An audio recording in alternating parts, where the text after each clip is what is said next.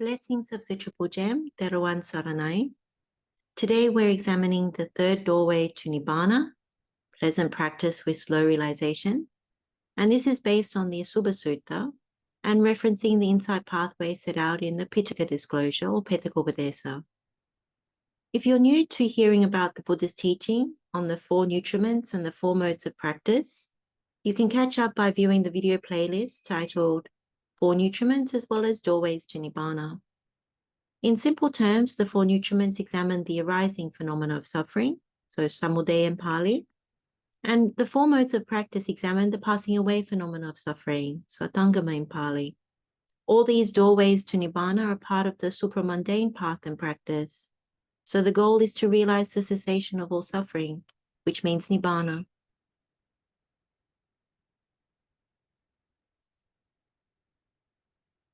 Let's begin by paying homage to the Triple Gem. We can bow our heads and Anjali.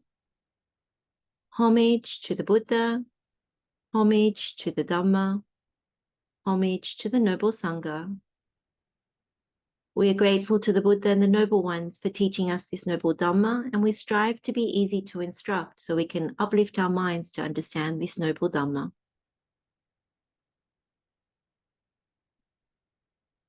With the first doorway to Nibbāna, it was the medicine for greed.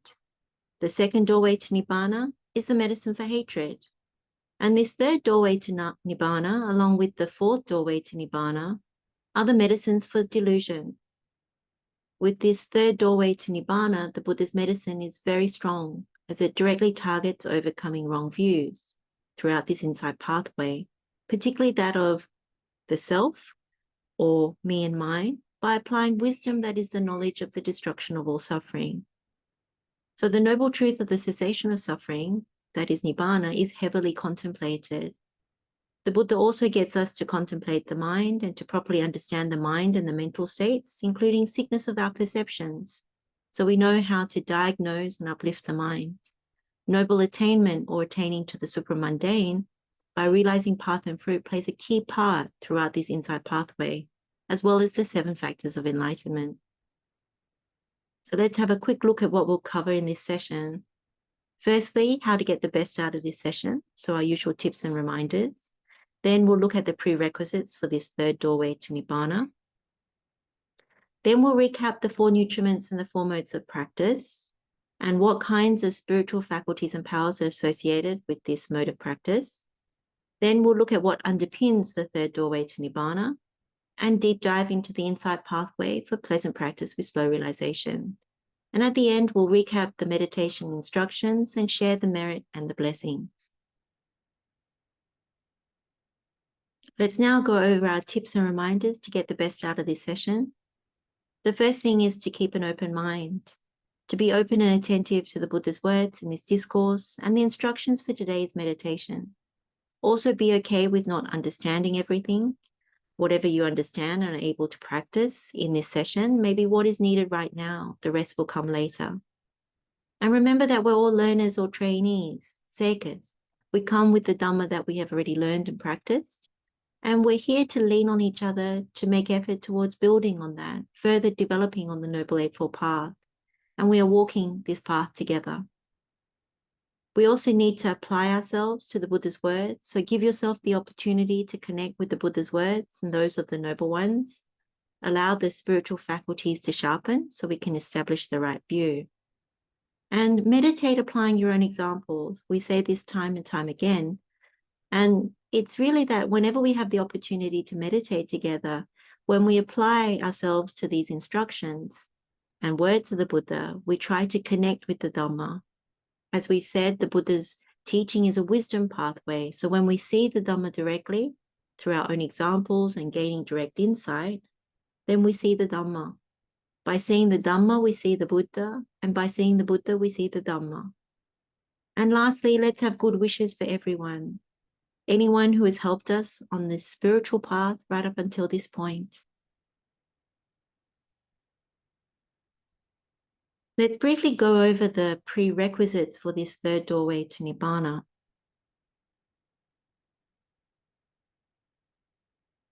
In the Vittara Sutta, this is Anguttara Nikāya, chapter 4, discourse number 162, the Buddha asked, and what is the practice that is pleasant with sluggish direct knowledge or slow realization?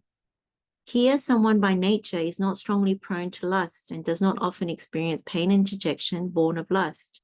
By nature, he is not strongly prone to hatred and does not often experience pain and dejection born of hatred.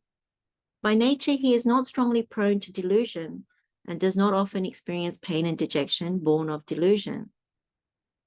So when we contrast this with what we've previously examined for the first and second doorways to Nibbāna, or painful practices with slow and quick realization, in that case, a person is by nature strongly prone to lust, hatred, and delusion, and often experiences pain, dejection born of lust, hatred, and delusion.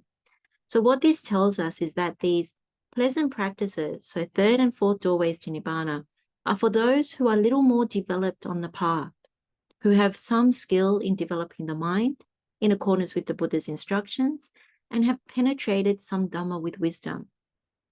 Because this is the case, and it will become clearer once we deep dive into the insight pathway, there are some prerequisites for this third doorway to Nibbāna. The first is understanding how to develop the four jhanas. This is needed because the very first step of the insight pathway is to enter into the four jhanas. And secondly, understanding the four nutriments. So we know that we are sustained by nutriment. So this is part of the arising phenomena of suffering. And when we develop these modes of practice, these doorways to Nibbāna, we are contemplating the passing away of suffering. And so this third doorway to Nibbāna is the medicine for mental volition as nutriment and going the wrong way with fear. So understanding this is also a part of being able to practice this insight pathway. Thirdly, having the ability to purify the mind. So the Buddha's taught us through many suttas, including the Vatthūpama Sutta, Anangana Sutta, Karaniyammetta Sutta, how to contemplate the mind. When we actively purify the mind, we understand how to remove unwholesome states and mental stains that are rooted in greed, hatred, and delusion. And in this way, we can develop the Noble Eightfold Path. Then we also need to understand the exposition of the elements. So this is in the Dhatu Vibhanga Sutta, Majjhima Nikāya discourse number 140. This is very important because this is how we overcome the wrong view of self or me and mine. When we contemplate the 6 elements correctly, we develop supreme wisdom, that is the knowledge of the destruction of all suffering. So in that way, there is no volition to construct. And then we also need to understand the pathway of renunciation. And this appears in the Salayatana Vibhanga Sutta, Majjhima Nikāya discourse number 137. This is very helpful because it's an essential component of the Buddha's wisdom path.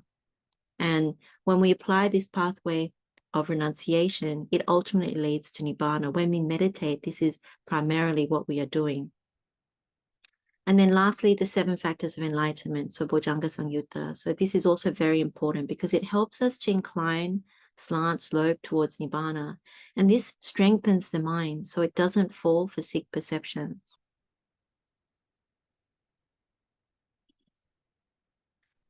So before we deep dive into the actual insight pathway for third doorway to Nibbāna, let's recap the 4 nutriments and the 4 modes of practice. So the Buddha taught that there's these 4 unprofitable directions that begin with the 4 nutriments. So in Pali, Cattaro Ahara, which are explained with similes in the Puttamassa Sutta. These 4 nutriments are what the Buddha terms acquisitions, or upadhi in Pali. They are to be understood, and after being understood, they're to be relinquished. Otherwise, we go the 4 wrong ways. So tatari gati gamanam in Pali. So these 4 unprofitable directions rooted in greed, hatred, and delusion, these are the doorways that will result in rebirth in samsara. So we can see the physical nutriment leads to going the wrong way due to desire. Contact as nutriment leads to going the wrong way due to hate. Mental volition as nutriment leads to going the wrong way due to fear. And this is the one we're focusing on today. And consciousness as nutriment leads to going the wrong way due to delusion. These 4 nutriments have craving as their source, craving as their origin, and they are born and produced from craving. So this is the tanha in Pali. So the 4 nutriments are part of this arising phenomena of suffering, samudaya. Now, the Buddha taught that there are the opposites, which are the 4 profitable directions that begin with the 4 modes of practice. In Pali, this is Chataso paṭipadā. And this is explained in the chapter on practice, the paṭipadā Vagga in Anguttara Nikāya. These modes of practice are like the Buddha's medicine for the sickness of the unprofitable directions. And so it's very beneficial for us to make effort to understand and properly develop them in order to access the immeasurable divine abodes.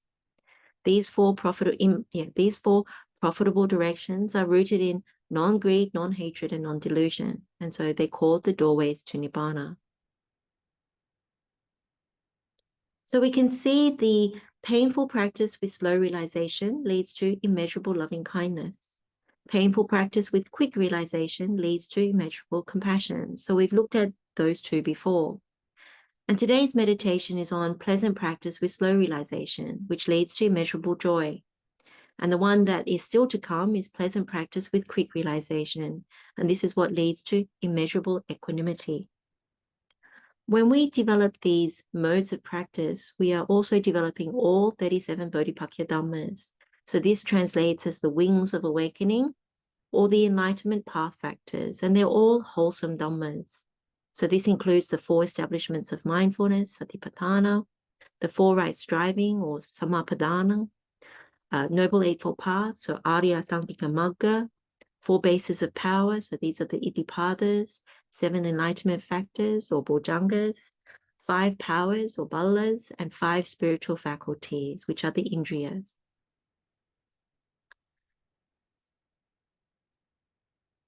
So as we quoted earlier from the Vittara Sutta, these modes of practice were explained in terms of whether a person was full of greed, hatred, and delusion, also how quickly their spiritual faculties manifested, and how quickly they penetrated the Dhamma.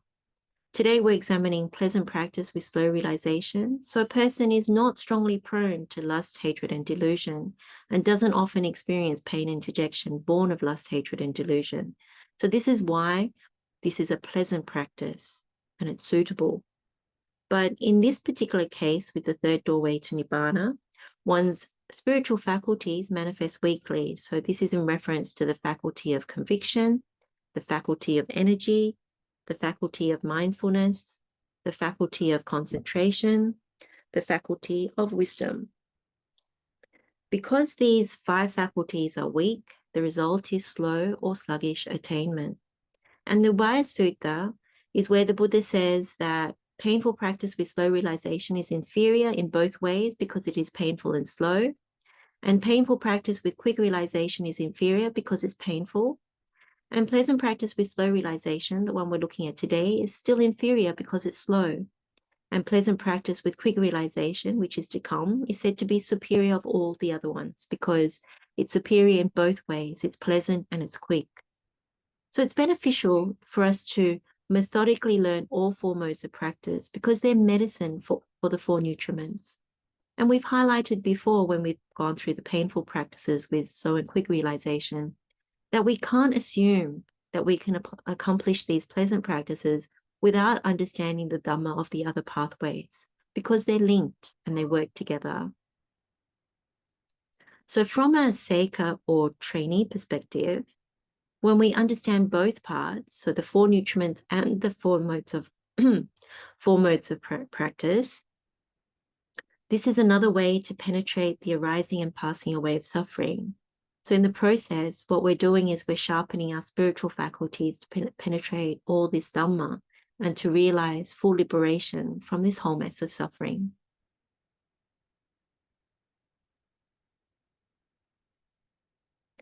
So this is the expanded version of the 4 profitable directions, starting with the 4 modes of practice. We can see there are 10 steps in each direction. So we start with the mode of practice, then enter into the jhanas, we establish mindfulness and enter into an abiding. Then we apply right striving and contemplate a noble truth. We make a determination and develop the concentration. And skillful means that is associated with happiness. And this results in one of the immeasurable divine abodes. It's important to note that each of these profitable directions activates the Noble Eightfold Path and the other Bodhipakkhiya Dhammas, as we've said. So today, with the pleasant practice with slow realization, the result will be the immeasurable joy. And with this third profitable direction, the result is not an ordinary or mundane level of joy that we would find in the world. Instead, it's an immeasurable joy that is underpinned by a deeper understanding of the mind and the sickness of our perceptions, how we get caught with wrong views, and what the noble truth of cessation of suffering really means. As we said before, this is the medicine for mental volition as nutriment. And that is primarily driven by the perversion that there is me and mine in what is not me and mine. So self in the not self. What we do is we take these 5 aggregates or sense spheres as me and mine. We take them as self and construct an identity view and cling to that. This third unprofitable pathway is driven by wrong views of this is mine, I am this is myself. So there are 62 kinds of wrong views described in Brahmajala Sutta. And this is what drives mental volition as nutriment. When we wisely contemplate, we start to understand how we construct based on the sickness in our perceptions, not just in me and mine, but also in beauty or attractiveness, pleasure, and permanency. Due to craving, we constantly misapprehend and end up going the wrong way with fear. All the unwholesome states of mind arise because we keep operating from sick perceptions and wrong views. We operate on this basis most of the time. If we take a simple example, when we strongly identify with this physical body as me and mine or self, we live in fear of becoming harmed or being insulted or falling sick or so on. Unwholesome states such as anger, envy, stinginess, and more, they arise out of the wrong view and attachment to this body we have taken as me and mine or self. But if we understand through contemplating the truth about the physical body made up of the 4 great elements, through our sutta meditations, or even in this insight pathway, wisdom arises so we don't go the wrong way with fear. And the examples expand from there to other material things that we take as me and mine, or even subtle things such as our skills or ability to enter into higher concentrations, or even noble attainment. So in this meditation today, the third profitable direction, or doorway to Nibbāna, helps us to overcome what is contained in mental volition as nutriment, step by step, as well as how to keep the mind uplifted so it doesn't fall back. If we're able to penetrate this insight pathway really well, we will see how powerful and beneficial it is. Let's now briefly compare the 2 insight pathways that are unprofitable and profitable direction. So the Vatthūpama outlines the pairings of how we overcome craving for mental volition as nutriment by the pleasant practice with slow realization. As we said, mental volition as nutriment is part of the delusion path. As we navigate the unprofitable path, we become more and more sick and need medicine. So pleasant practice with slow realization is part of the non-delusion path, and it's the medicine the Buddha prescribes to overcome this specific sickness. So the Vatthūpama says, the pairing off or play is this: 4 nutriments and 4 modes of practice, 4 perversions and 4 establishments of mindfulness, 4 clingings and 4 mental absorptions, 4 bonds and abidings, 4 body ties and right endeavors, 4 taints and wonderful and marvelous ideas, floods and determinations, darts and concentrations, steadying points for consciousness and ideas connected with happiness, 4 goings the wrong way, and 4 immeasurable states. This is the construction of the profitable and unprofitable opposites. In this way, we can see if we develop the meditations, they comprise a very gradual teaching or training and a method within each insight pathway. The Buddha is a very insightful doctor who has undertaken over 100,000 eons of R&D, so there is very precise medicine for each ailment. When we look specifically at this third profitable direction, the Vatthūpama says, the pleasant practice with slow realization when developed in practice continuously fulfills the third meditation. The third meditation fulfills the third establishment of mindfulness. The third establishment of mindfulness fulfills the third abiding. The third abiding fulfills the third right striving. The third right striving fulfills the third wonderful and marvelous idea. The third wonderful and marvelous idea fulfills the third determination. The third determination fulfills concentration due to energy. Concentration due to energy fulfilled the enlightenment factors. The enlightenment factors fulfills immeasurable joy. So this is what we are learning and will practice today. So let's begin our deep dive and start with what the Buddha has said in the Vatthūpama Sutta. And what is practice that is pleasant with sluggish direct knowledge or slow realization? Here, secluded from sensual pleasures, secluded from unwholesome states, a bhikkhu enters and dwells in the first jhana, which consists of rapture and pleasure born of seclusion, accompanied by thought and examination. With the subsiding of thought and examination, he enters and dwells in the second jhana, which has internal placidity and unification of mind, and consists of rapture and pleasure born of concentration, without thought and examination. With the fading away as well of rapture, he dwells equanimous and mindful and clearly comprehending. He experiences pleasure with the body. He enters and dwells in the third jhana, of which the noble ones declare, he is equanimous, mindful, one who dwells happily. With the abandoning of pleasure and pain, and with the previous passing away of joy and dejection, he enters and dwells in the fourth jhana, neither painful nor pleasant, which has purification of mindfulness by equanimity. He dwells depending upon these 5 trainee powers: the power of conviction, the power of moral shame, the power of fear of wrongdoing, the power of energy, and the power of wisdom. These 5 spiritual faculties arise in him feebly or weakly. So this is the faculty of conviction, the faculty of energy, the faculty of mindfulness, the faculty of concentration, and the faculty of wisdom. Because these 5 spiritual faculties are feeble or weak, he sluggishly or slowly attains the immediacy condition for the destruction of the taints. This is called practice that is pleasant with sluggish direct knowledge or slow realization.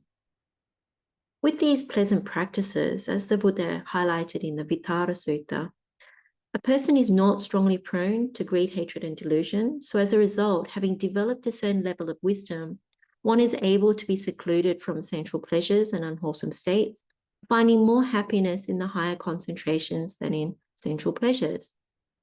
What we know from Venerable Ananda's teaching in the Paṭipadā Sutta, and also the Buddha's teaching in the Vatthūpama Sutta, is the Buddha, they taught about the 4 jhanas, that they constitute the higher mind and are pleasant dwellings in this very life, which one gains at will without trouble or difficulty.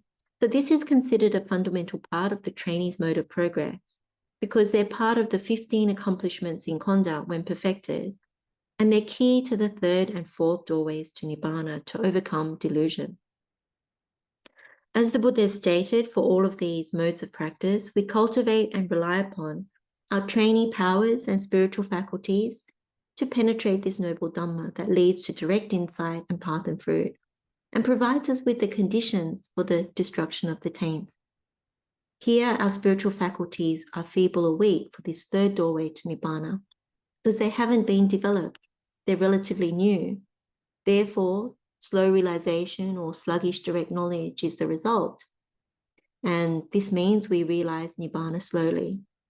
So there are 10 parts to this meditation or insight pathway for pleasant practice with slow realization.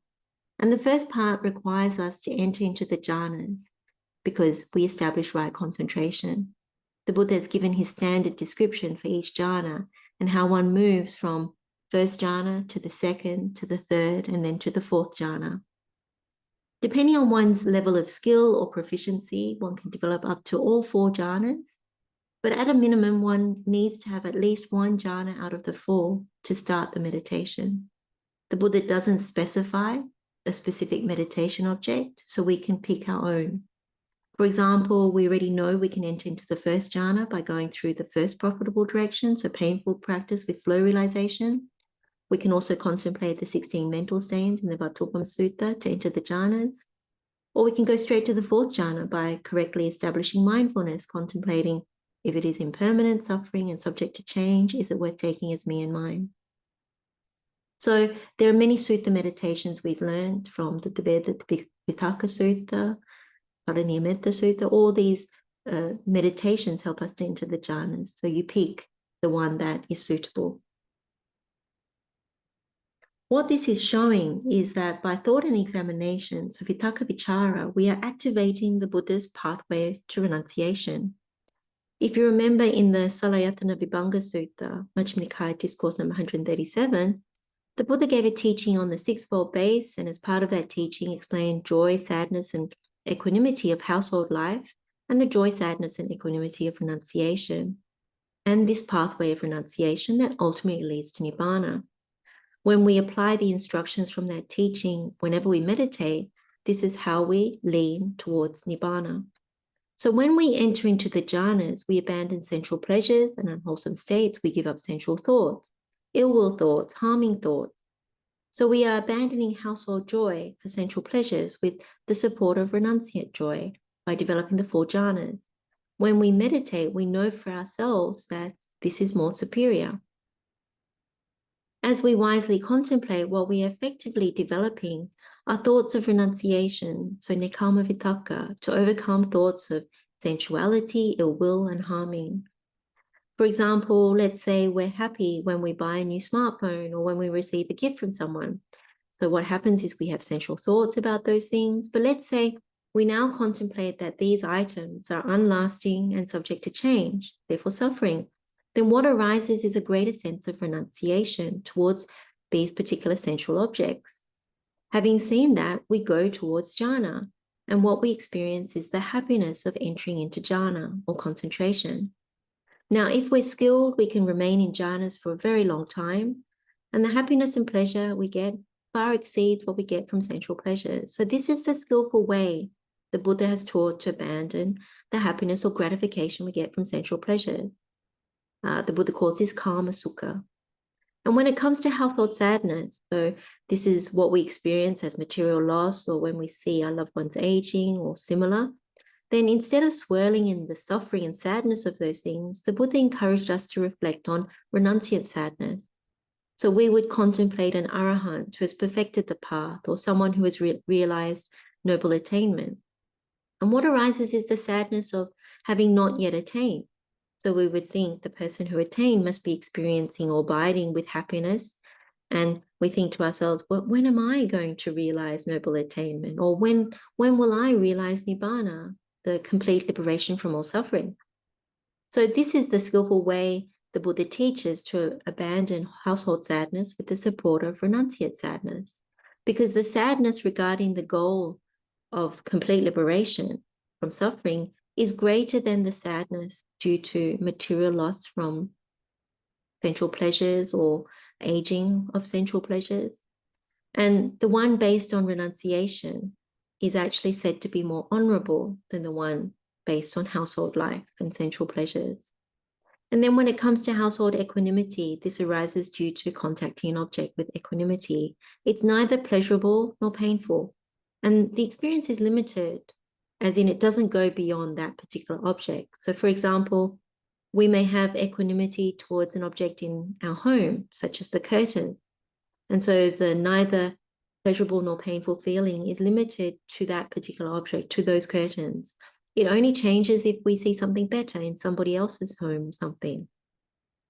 Now, in contrast, if we contemplate that all curtains are unlasting, subject to change, and therefore suffering, they have this death-bound nature, then with this understanding of Dhamma, we reach renunciate equanimity, and this arises due to concentration of mind. So the Buddha calls this the equanimity of a noble person.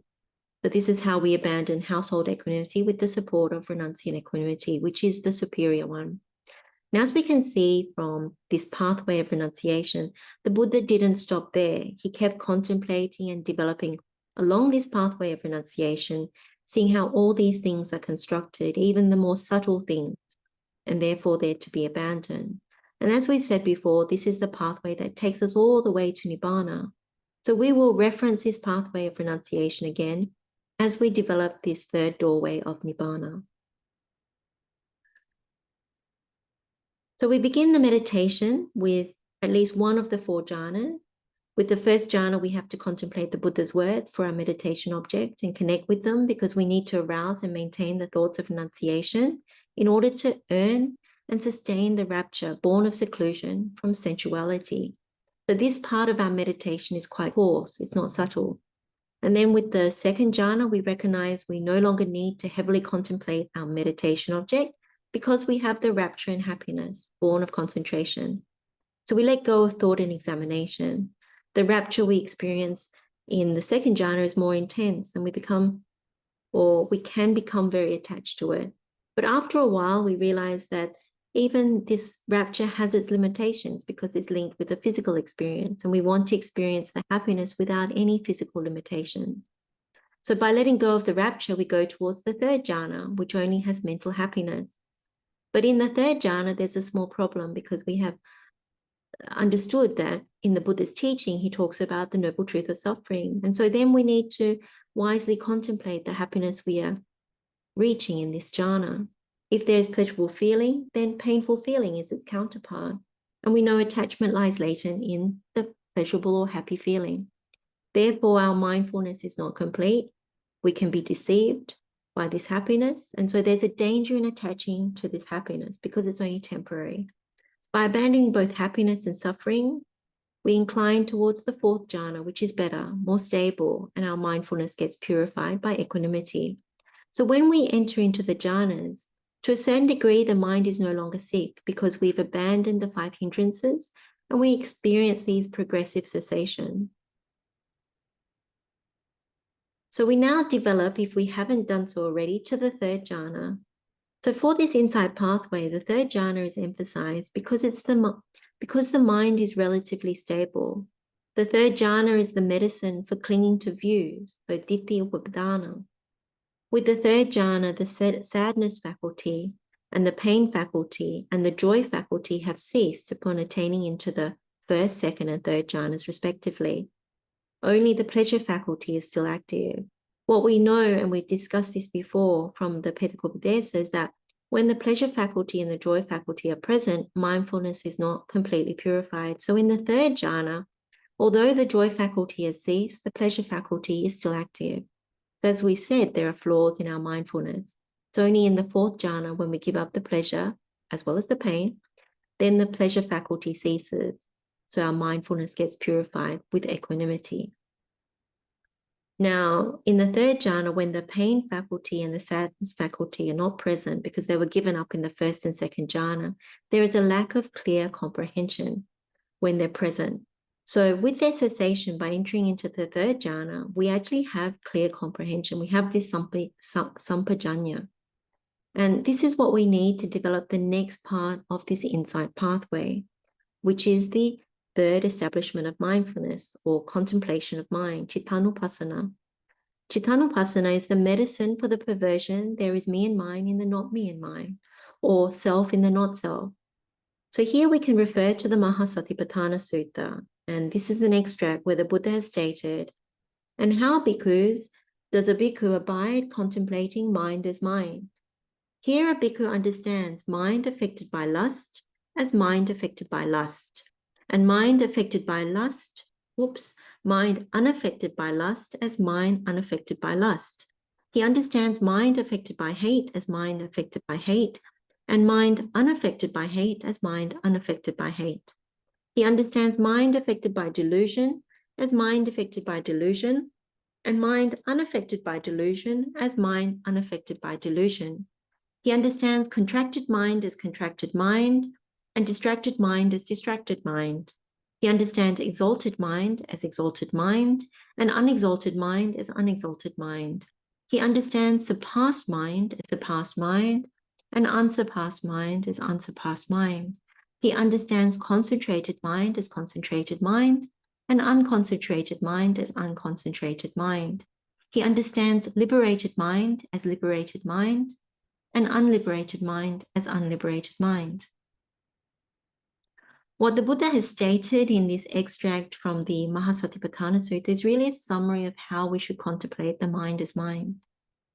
It is fundamentally about understanding our mental state and knowing how they come to arise in the mind and how they come to pass away. When we understand this, then we know when they are present, and we also know when they are absent. So when we first read the Buddha's words, it can seem as if we don't really understand or know what this means, but that's not the case.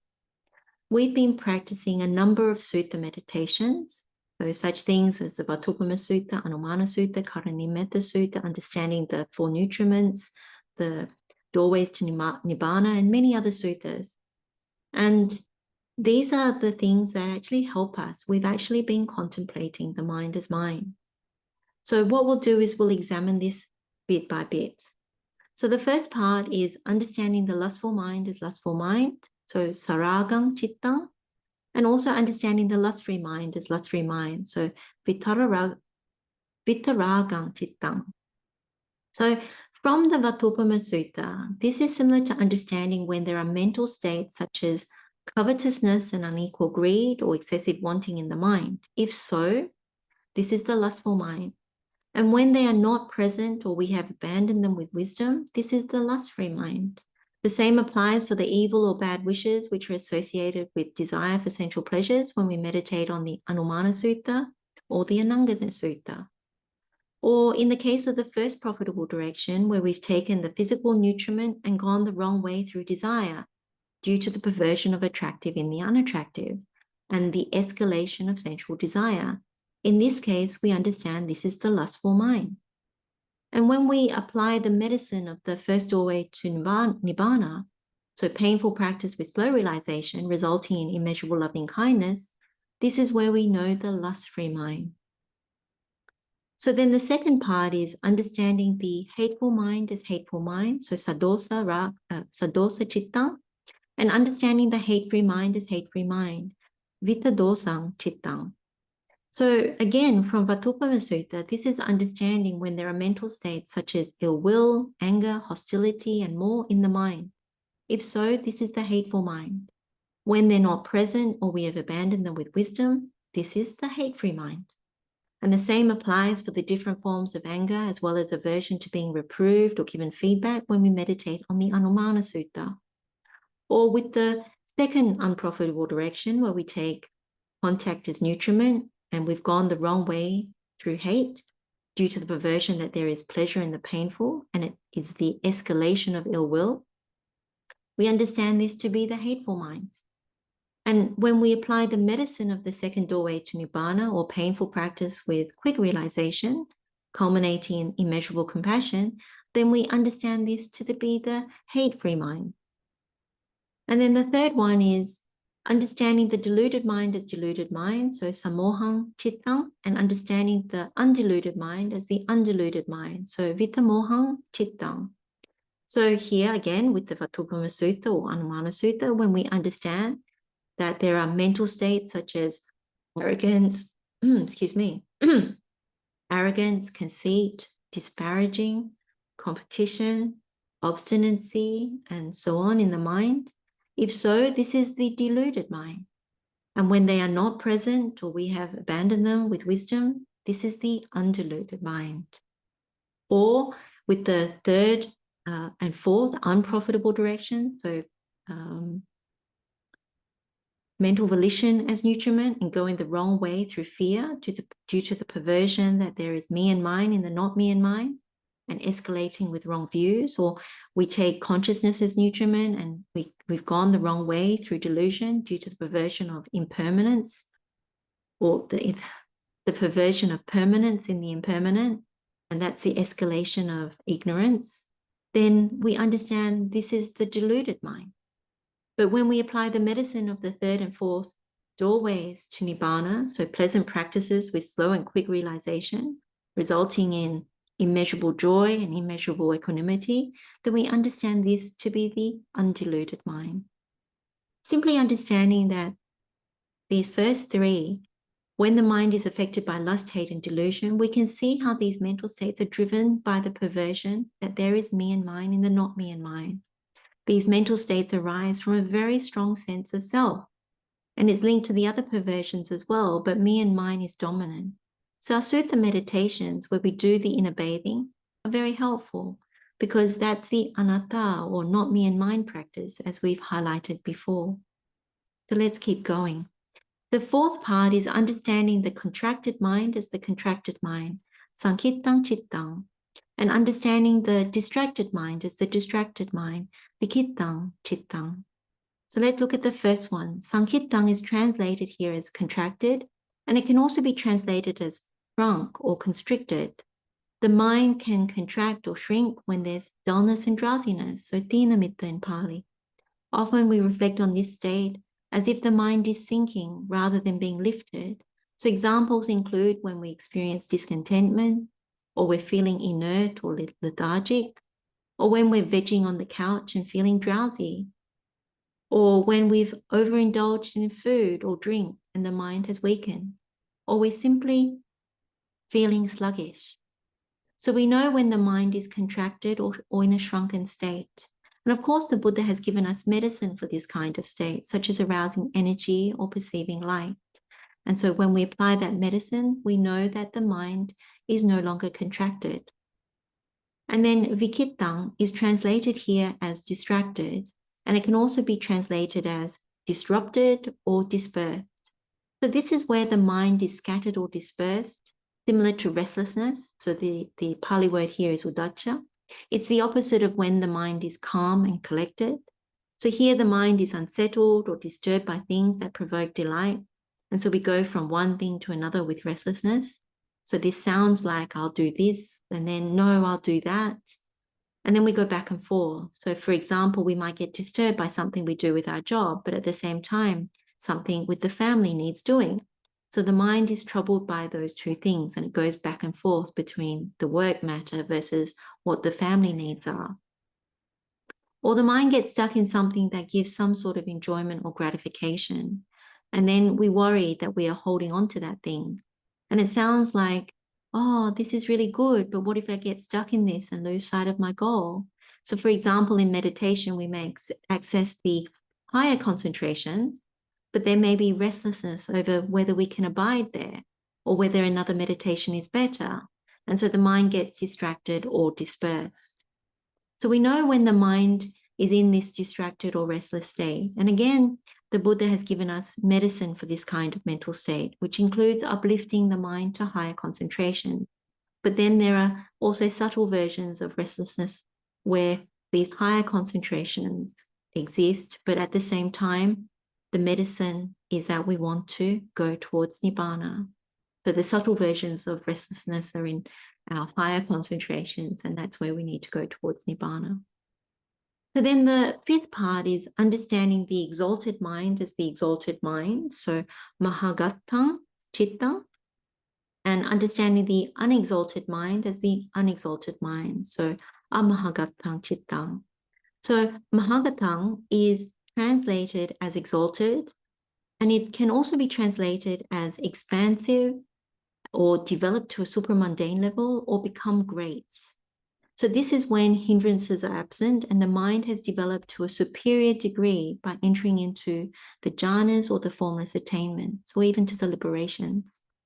So we know when the mind is in this state, having developed our minds following the Buddha's instructions, it's when we've done our sutta meditations and lifted the mind to that state. So in that case, we also know when it's not uplifted to those states as well, which is where we predominantly sit with our mind. It's not uplifted like that. And the sixth part is understanding the surpassed mind as the surpassed mind. So anuttarang cittang, and understanding the unsurpassed mind as the unsurpassed mind. So sauttarang cittang. So anuttarang is translated as surpassed, and it can also be translated as supreme, superior, higher, or above. Sometimes also unrivaled or unparalleled. And so this means that there is nothing higher without superior. It's incomparable, second to none, unsurpassed. Not unsurpassed, second to none, excellent, preeminent. And then with the sauttarang, this is translated as unsurpassed. And it can also be translated as inferior or lesser, which means having something above or higher, having a superior. So as we know, the Buddha teaches the wisdom path to get out of this whole mess of suffering. So in simple terms, the surpassed mind is when the mind has wisdom, and the unsurpassed mind is when the mind is without wisdom. When we keep developing the mind with higher wisdom through the different sutta meditations, and we keep developing more and more wisdom, we keep developing to the surpassed mind. So for example, let's take the loving kindness meditation where we wish, may all beings be happy and well. A person who develops loving kindness without proper wisdom, in that case, the concentration is only a little when it doesn't have wisdom. It hasn't reached the highest level, so it's unsurpassed. In the case of a person who develops loving kindness with proper wisdom, cultivates it to all living beings with the true understanding of the first noble truth of suffering, that all beings are subject to suffering, which means birth, aging, sickness, death, and more, and with the 10 skilled states, including the right view of not me and mine, then this concentration that arises is surpassed or superior to the one without wisdom. It's the difference between how we previously cultivated loving kindness and how we now cultivate loving kindness, having learned the Karaniya-metta Sutta properly. Formerly, it was unsurpassed with only some concentration, and now we can reach the surpassed mind by cultivating it correctly, and we know that concentration is indeed superior. The level of superiority depends on one's direct insight or wisdom penetrated towards this Dhamma. And then the seventh part is understanding the concentrated mind as the concentrated mind, samahitang chittang, and understanding the unconcentrated mind as the unconcentrated mind, asamahitang chittang. So samahitang is translated as concentrated, and it can also be translated as calm, collected, serene, settled, or firm. As we develop our sutta meditations, we come to know when the mind is concentrated and serene, and naturally we also know when it is not.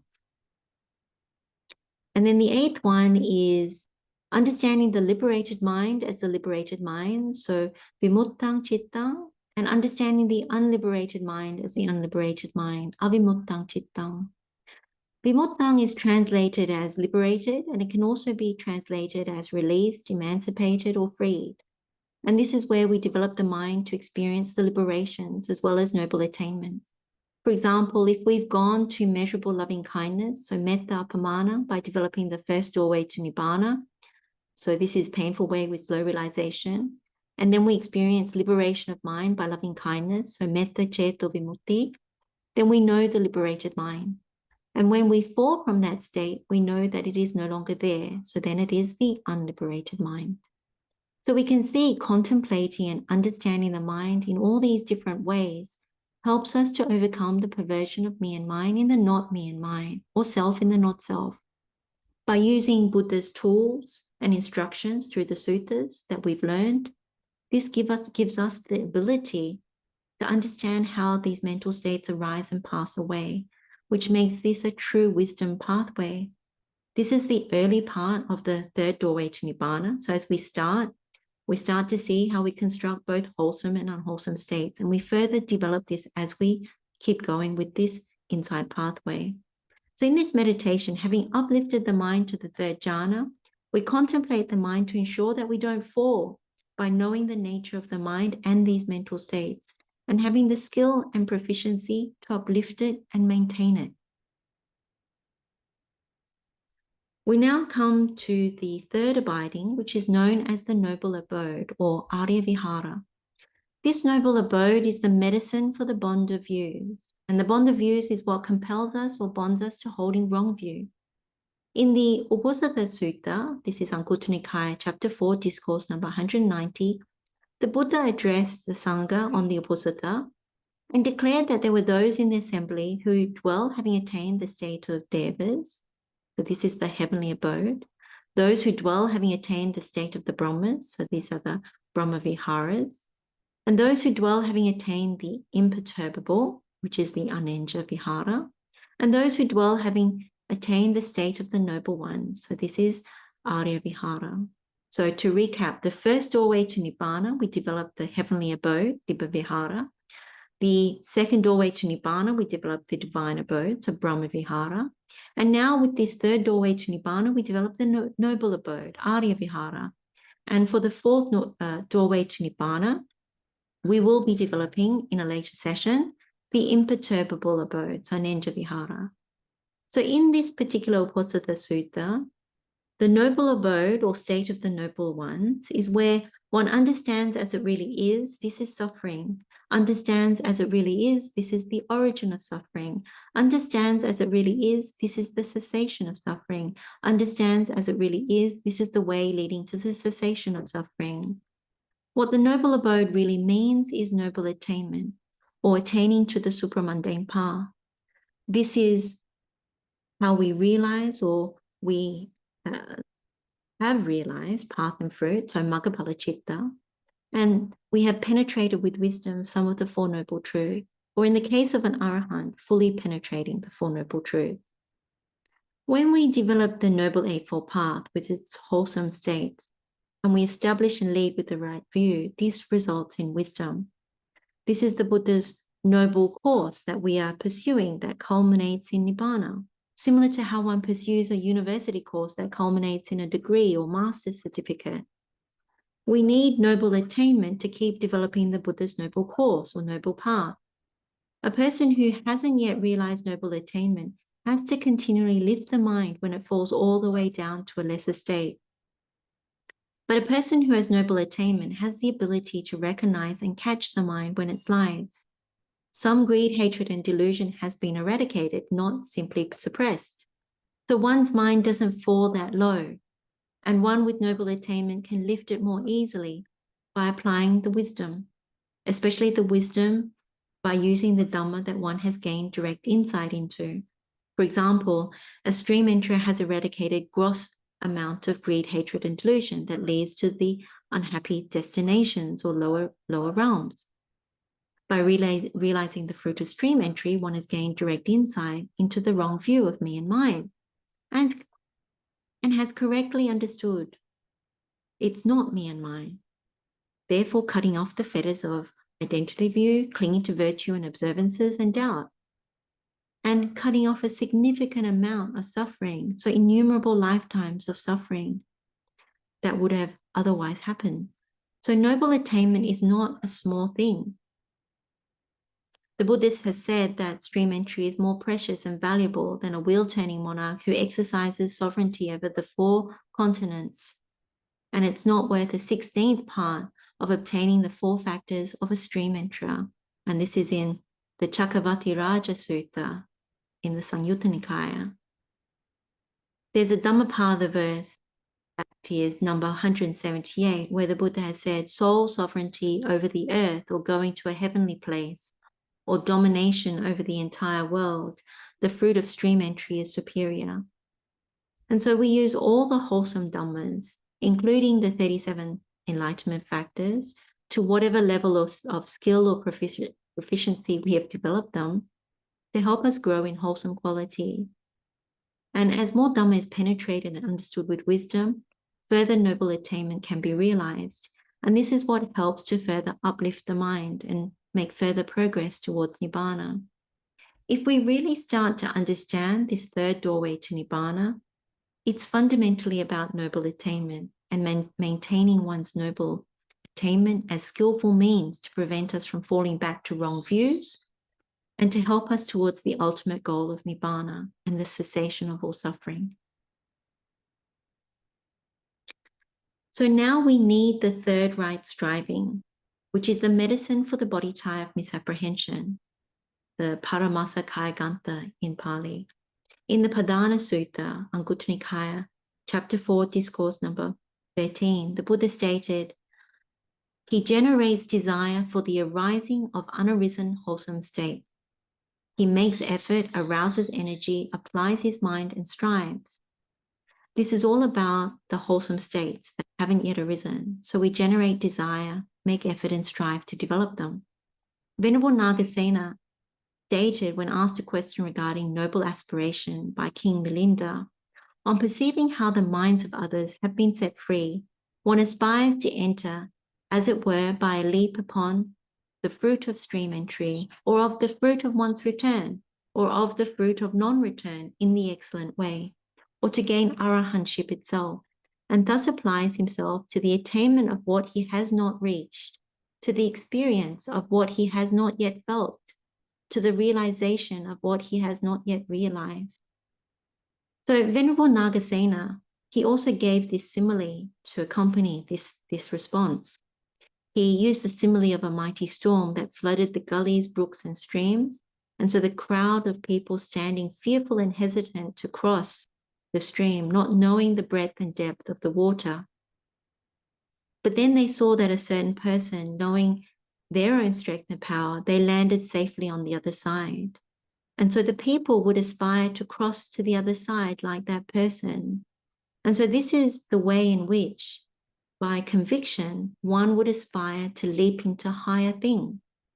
In the Alavaka Sutta, in Samyutta Nikaya, the Buddha spoke of by conviction, one crosses over the flood. And this was in relation to crossing over the flood of views, and in this case, wrong views. So this is what is pertinent here. So how does this relate to the unarisen wholesome states with respect to this third right striving? The answer is, if one doesn't have any noble attainment, so no Maggaphala, one arouses the desire to have the conviction of a stream enterer. So this is Sotapanna Saddha. And if one is a stream enterer, then one has the desire to have the conviction of a once returner, the Sakadagami Saddha. And if one is a once returner, then one has the desire to have the conviction of a non-returner, Anagami Saddha. And if one is a non-returner, then one has the desire to have conviction of an Arahant, so Arahat Saddha. So these are the unarisen, wholesome, or kusala states that help us on the noble path. When we keep aspiring and generating desire for these wholesome states all the way up to the conviction of an Arahant, how could we not reach the ultimate goal of Nibbāna? How can we not realize the cessation of all suffering? So we now come to the third wonderful and marvelous idea. So this is the noble truth of the cessation of suffering. This is the medicine for the taint of views. And the taint of views is bound to wrong views, and we have a post-perception that there is permanence. The Buddha has stated, it is the remainderless fading away and ceasing, the giving up, relinquishing, letting go and rejecting of that same craving. This is called the cessation of suffering. So if you recall in the Tathāgata Sutta, this was in Samyutta Nikaya, chapter 56, discourse number 12, the Buddha stated that with regard to the first noble truth, suffering needs to be fully understood. With the second noble truth, craving, which is the origin of suffering, is to be abandoned. And with the third noble truth, the cessation of suffering is to be realized. And with the fourth noble truth, the noble eightfold path, the way leading to the cessation of suffering, is to be developed. So with this third doorway to Nibbāna, it's the noble truth of the cessation of suffering is what needs to be realized. So when we started this meditation on the third doorway to Nibbāna, we began with thoughts of renunciation in order to enter the jhanas. As we develop by following the pathway of renunciation, we know we can go beyond the jhanas to realize the formless attainments with the support of equanimity that is unified, and we abandon equanimity that is diverse. By doing so, we see that these higher concentrations are constructed. And we delve into this more as we go along in this insight pathway. So they're not to be taken as me and mine. And we also understand that they don't last. There's no permanency. When we have penetrated this with wisdom, we go beyond even the formless attainments to attama-yatang, which literally means not made of that, or not consisting of that, or not I am that. In the suttas, attama-yatang has been translated as non-identification, which essentially means it's the absence of conceiving any of the five aggregates as self or belonging to self. So taking them as not me and mine, not identifying with any of that. And when we have investigated and wisely contemplated, and some of you will have done that in other sutta meditations, including Dhatu Vibhanga Sutta, including Vammika Sutta, Chulasunyata Sutta, then we've seen that it's all constructed. And so we can renunciate all of that. Attama-yatang is really another definition for Nibbāna as not made of anything. And this is really important thing to wisely contemplate because it's common to misapprehend and think of Nibbāna as an object. In Pali, we would think of it as an aramana, or we think of it as a thing. In Pali, it means vattu.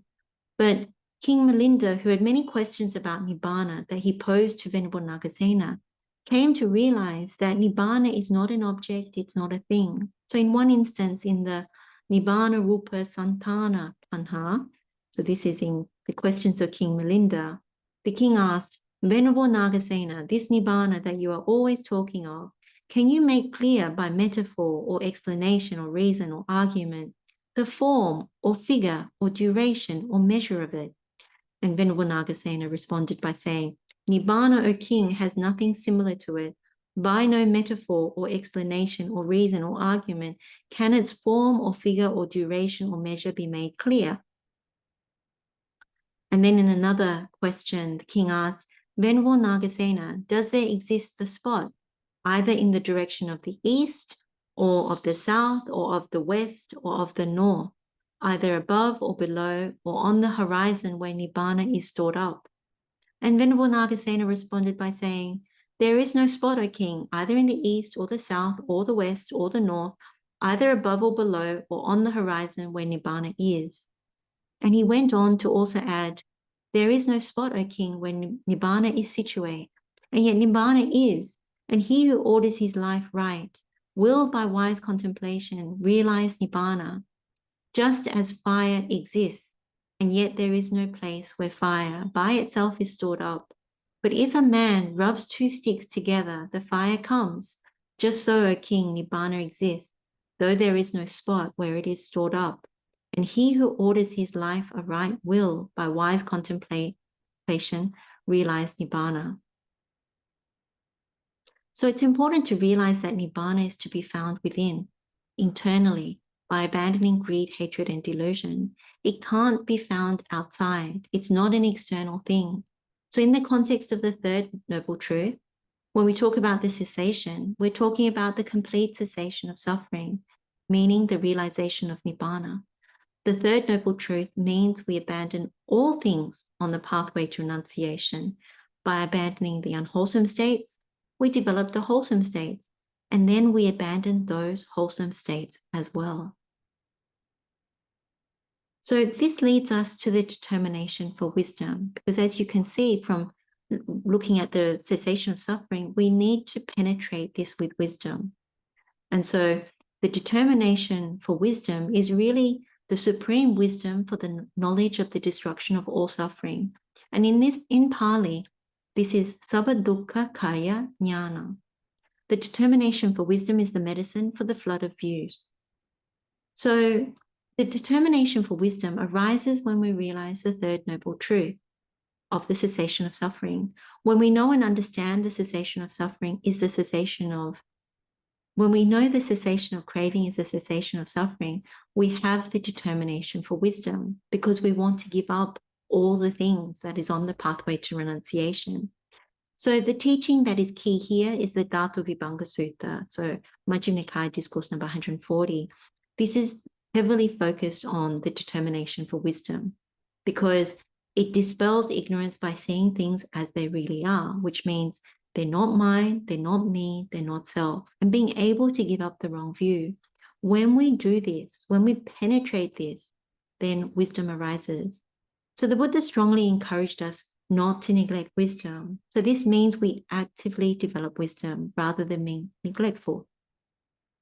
So in the Vatthūpama Sutta, the Buddha instructed us to wisely contemplate the 6 elements. So these are the 4 great elements, so earth, air, water, and heat. And that also includes the space element and also consciousness element. So I won't go through that whole contemplation again here because we did do a deep dive in part 1 of the exposition of the elements. So I'll simply summarize here.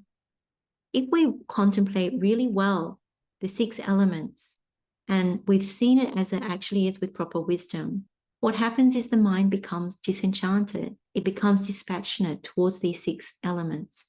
This means we don't take delight, we don't welcome, we don't remain holding. So, nabi nandati, nabi vadati, najosaya titati in Pali. So, with the cessation of craving comes the cessation of delight. The cessation of delight comes the cessation of clinging. Then the cessation of existence, the cessation of birth, the cessation of aging and death, and the cessation of this whole mass of suffering. So this is how we understand the cessation of craving is a cessation of suffering. We give up the craving for these 6 elements and we go towards cessation. In the Vatthūpama Sutta, the Buddha also stated, he does not form any condition or generate any volition tending towards either being or non-being. So having seen the truth, we make the determination not to construct, nor have any volitional thoughts inclined towards coming to exist or non-existence. Initially, having gone beyond form, comprising of the 4 great elements, we find happiness, vastness, radiance in higher concentrations. But then when we heed the Buddha's instructions, and we're able to know for ourselves that even if we stay for a very long time in the imperturbable, these formless attainments, they are still constructed.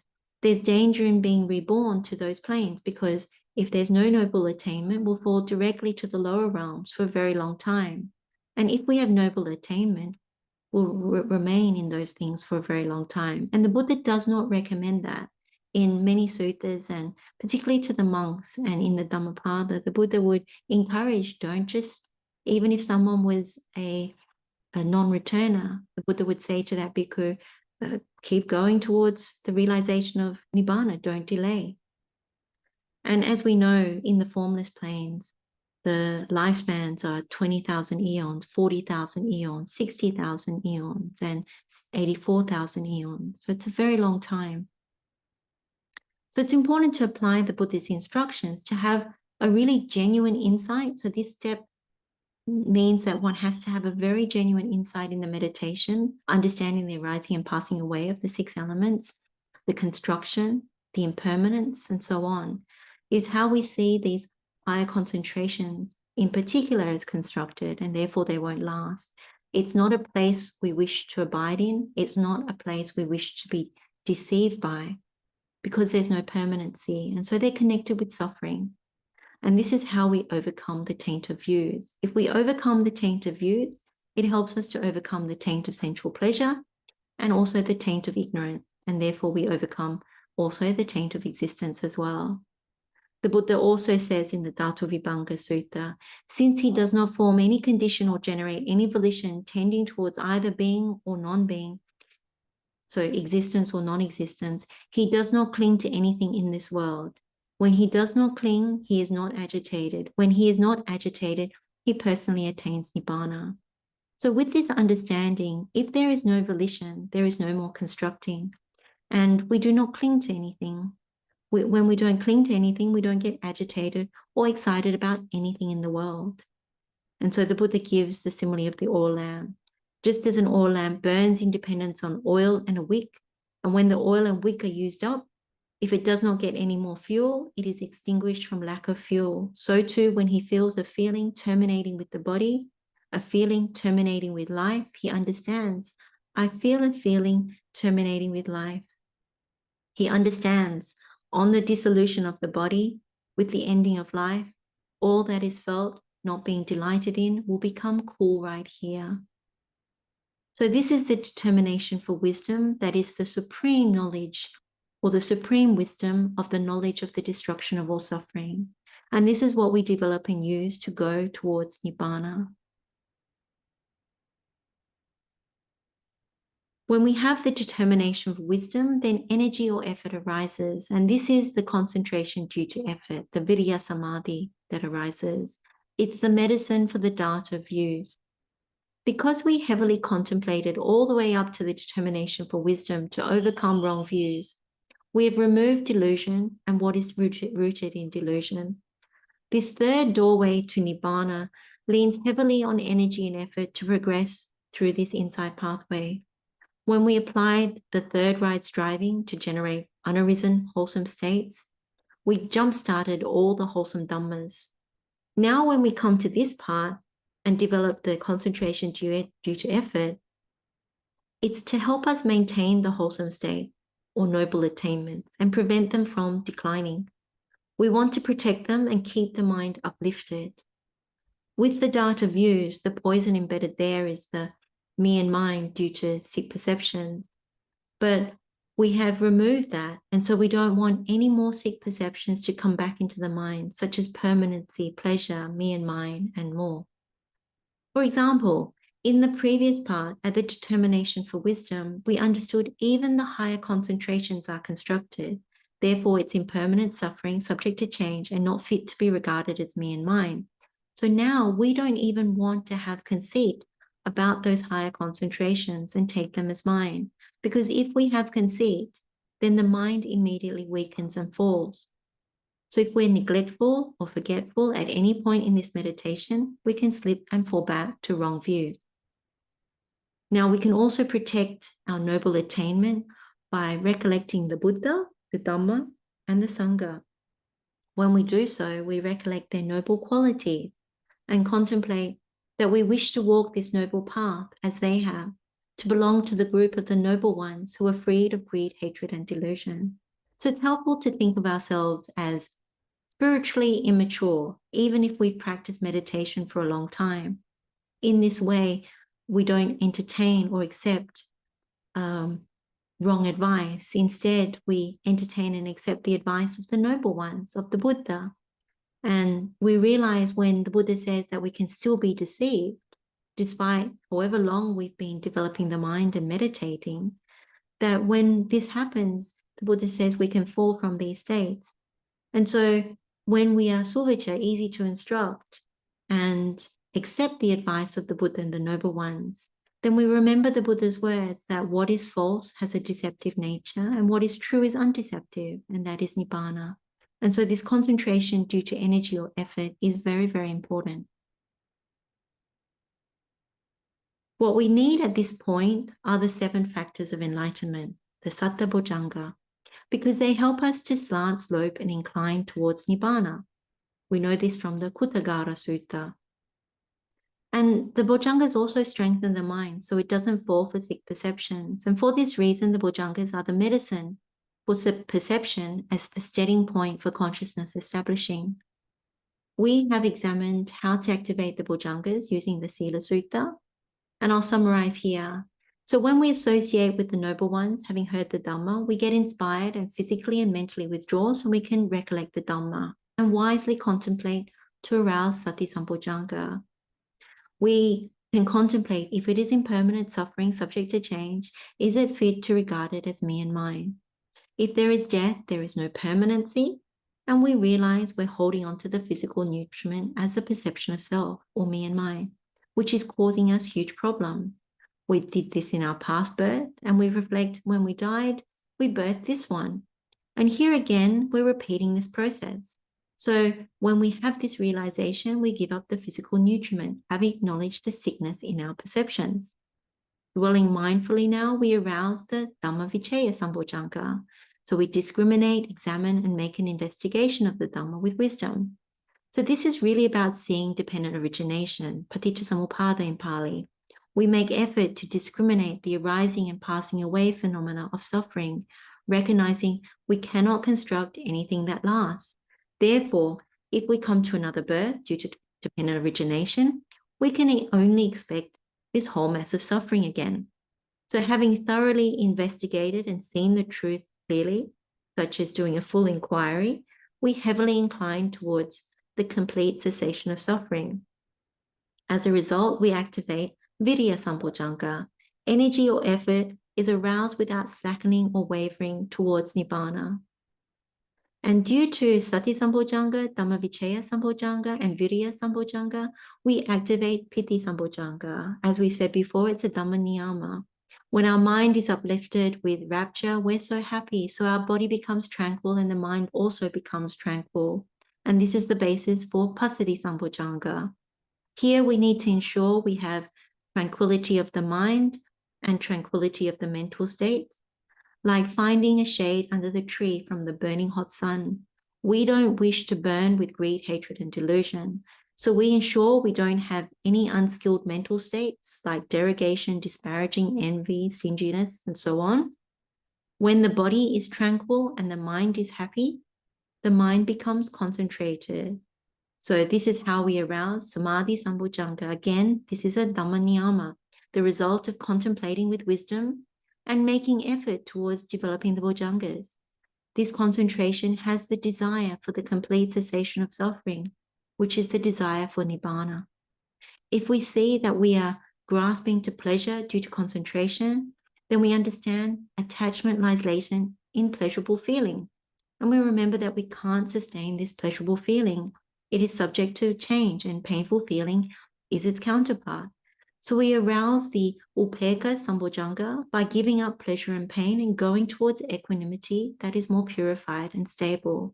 So at this point, all bojjhangas are now active. The bojjhangas lead to immeasurable joy, and this is mudita appamana, which is the medicine for going the wrong way with fear, bhaya agati gamanam.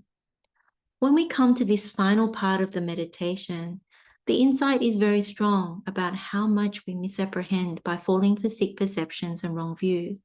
When all the wrong or unwholesome dhammas are active, it's easy to see why we continuously live in fear. It's so apparent. But this is only seen and understood having progressively developed the mind through the Buddha's instructions and having clear comprehension of both unwholesome and wholesome dhammas. Lots of fear falls away when we contemplate this third doorway to Nibbāna, because we have methodically removed the wrong views and established the right view.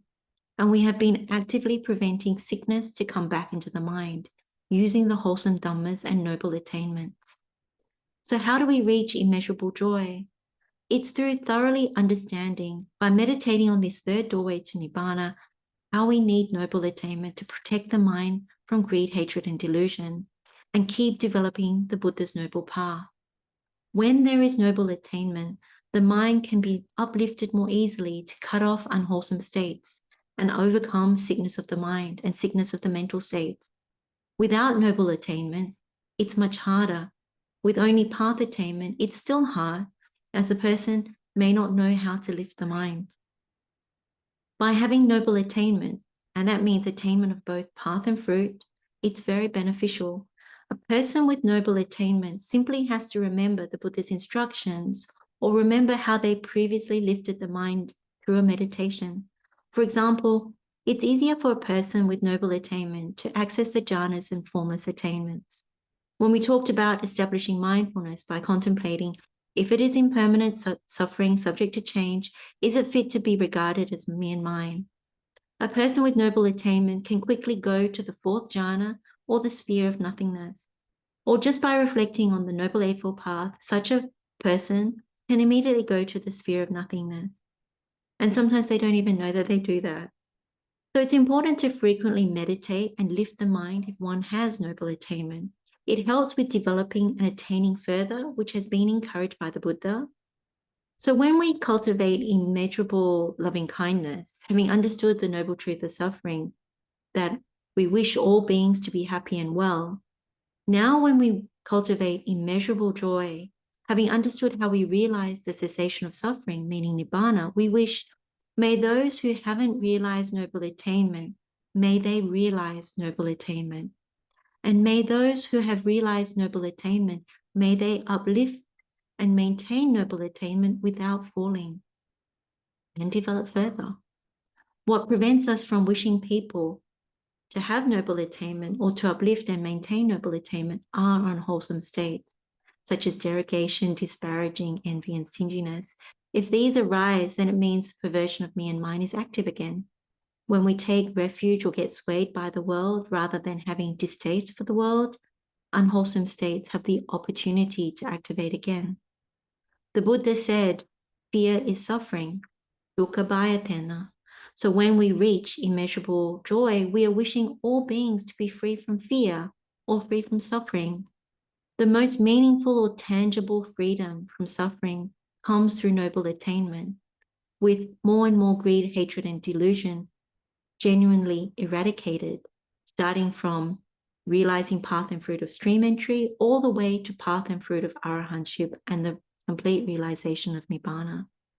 Only when a person has noble attainment do they truly have the experience of happiness and well-being that is imbued with the cessation of suffering. The most valuable being, an arahant, who has destroyed all greed, hatred, and delusion, who is fully liberated from suffering. They are our true role models, other than the Buddhas. We wish people to realize noble attainment, or to uplift and maintain noble attainment without falling, with this understanding. And this is how we reach immeasurable joy.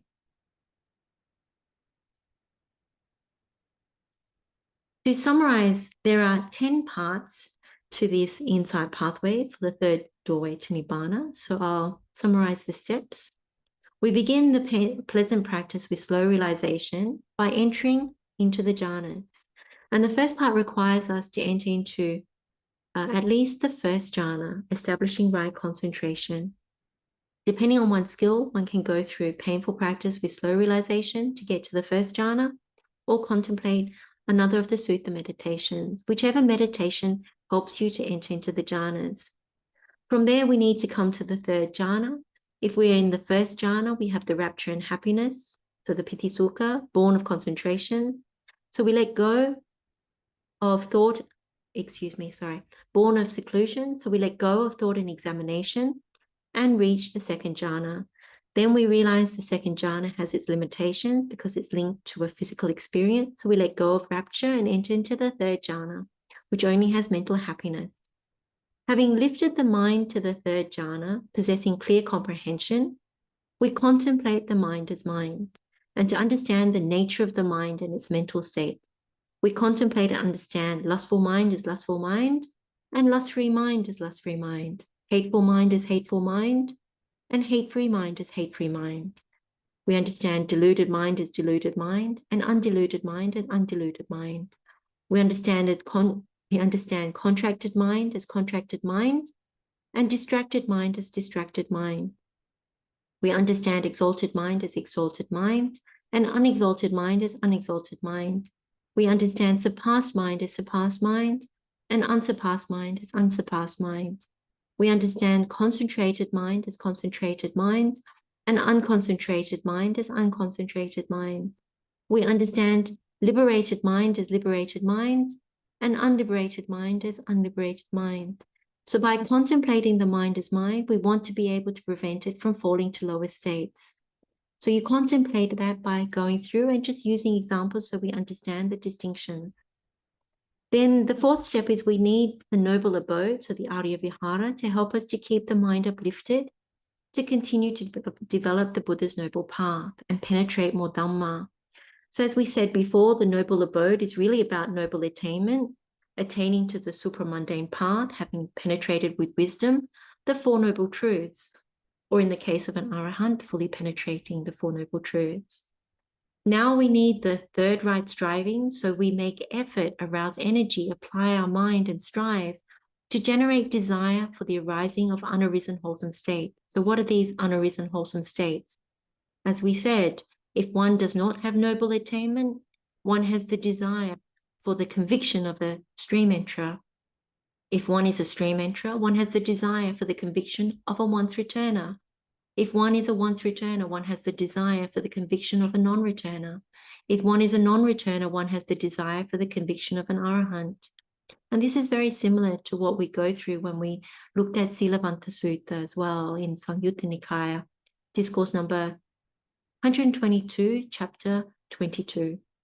So by aspiring and generating desire for these wholesome states, all the way up to the conviction of an arahant, this is how we realize the ultimate goal of Nibbāna, and that is the cessation of all suffering. So we now contemplate the noble truth of the cessation of suffering.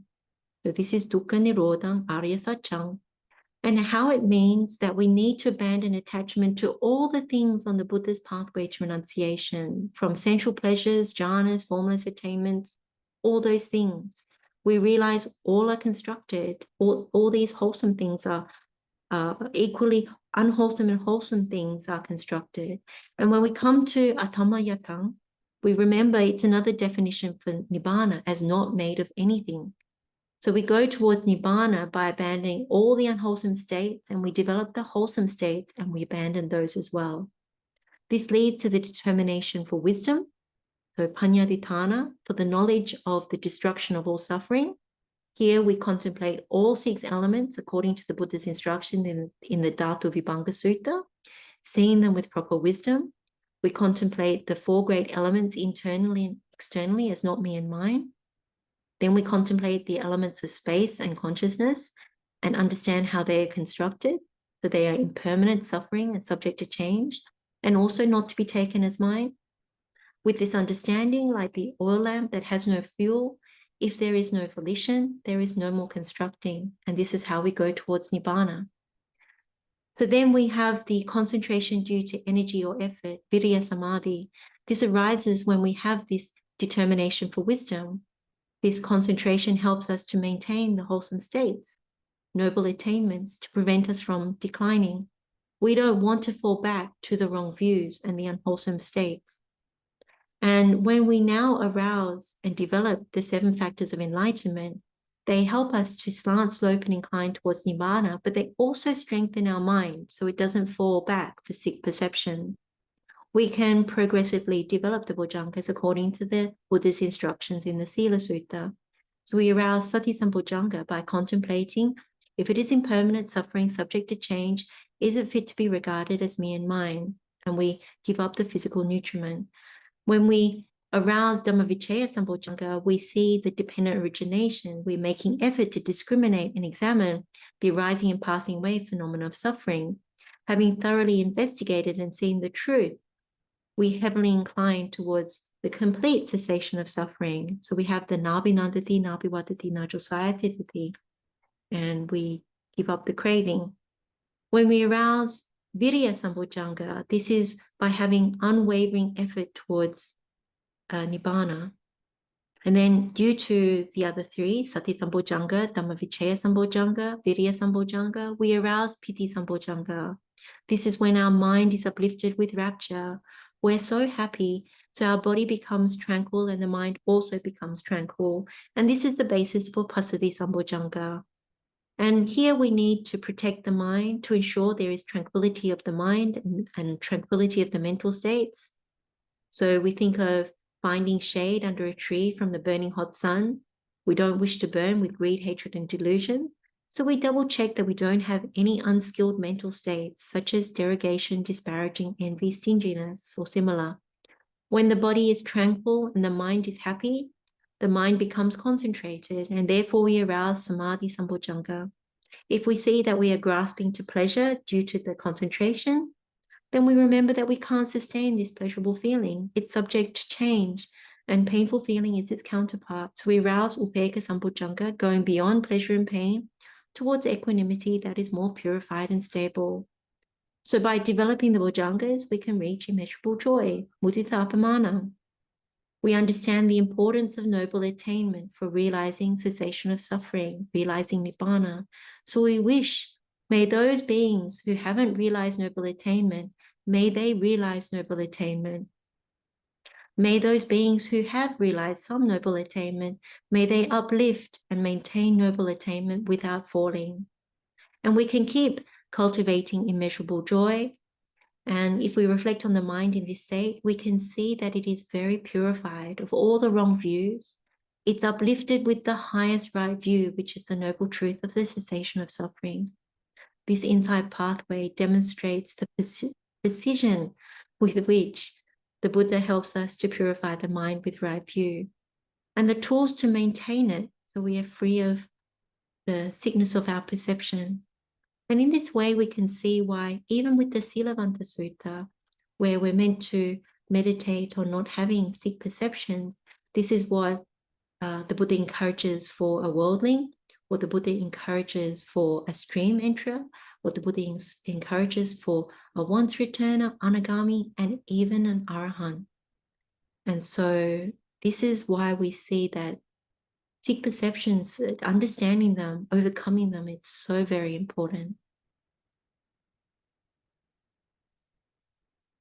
So we've now come to the end of our session. Let's express our gratitude to the Buddha for these powerful teachings. Let's also express our gratitude to our other teachers, parents, and good friends who encourage us on this Noble Eightfold Path. And we can share the merits of our wholesome time together with all sentient beings. May all beings be happy and well. May all beings be free from suffering. And in light of immeasurable joy, may all beings who haven't realized noble attainment, may they realize noble attainment. And may those who have realized noble attainment, may they uplift the mind and maintain noble attainment without falling. So blessings of the Triple Gem to all of you, wishing you all well. May you continue to find happiness in the Buddha's teachings, develop the Noble Eightfold Path, and continue to grow in wholesome quality.